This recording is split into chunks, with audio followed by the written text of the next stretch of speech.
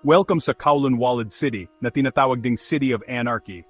Sa pinaka-peak nito, ito ang pinakamataong lugar na tinirhan ng mga tao.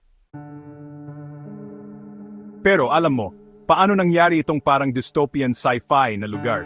Nagsimula talaga ito bilang isang diplomatic glitch. Sa loob ng ilang dekada, ang area na ito ay isang maliit na Chinese military fort lang na napapalibutan ng British-controlled Hong Kong. Dahil sa sunod-sunod na nakakalitong treaties, walang gobyerno ang gustong umako ng responsibilidad dito. Kaya, naging isang lawless no man's land ito. Pagkatapos ng World War II, dumagsa ang mga refugee sa lugar na ito na walang gobyerno. Dahil walang building codes at wala ng ibang mapupuntahan kundi pataas, nagtayo sila ng matatayog at makeshift na skyscrapers na nakasandal sa isa't isa, parang Jenga blocks. Pagdating ng 1980s, tinatayang 50,000 na tao ang nagsiksikan sa isang area na 6.4 acres lang. Ang buhay sa loob ay puro, gumaganang kaguluhan, dahil walang batas ang mga triad gangs ang unang nagpatakbo ng show. Pero, alam mo, naging sentro din ito ng unregulated industry.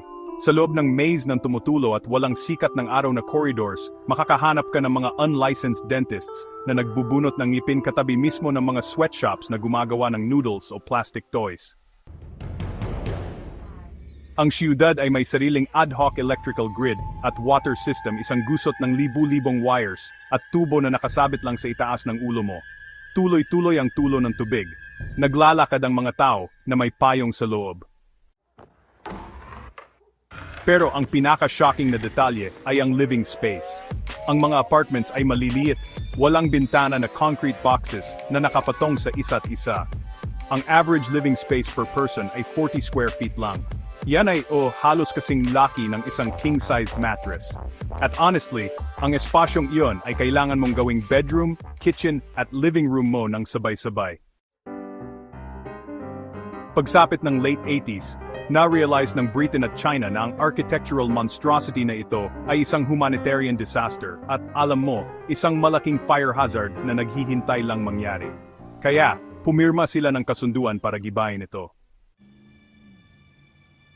Inabot ng ilang taon bago na-evict ang 50,000 na residente na nagkakahalaga ng bilyon-bilyon sa compensation. May ilan na ayaw umalis sa tanging lawless home na nakilala nila. Pero noong 1993, umindayog na ang wrecking balls. Ngayon, isang tahimik at maayos na parke ang nakatayo kung saan dating naroon ang Walid City.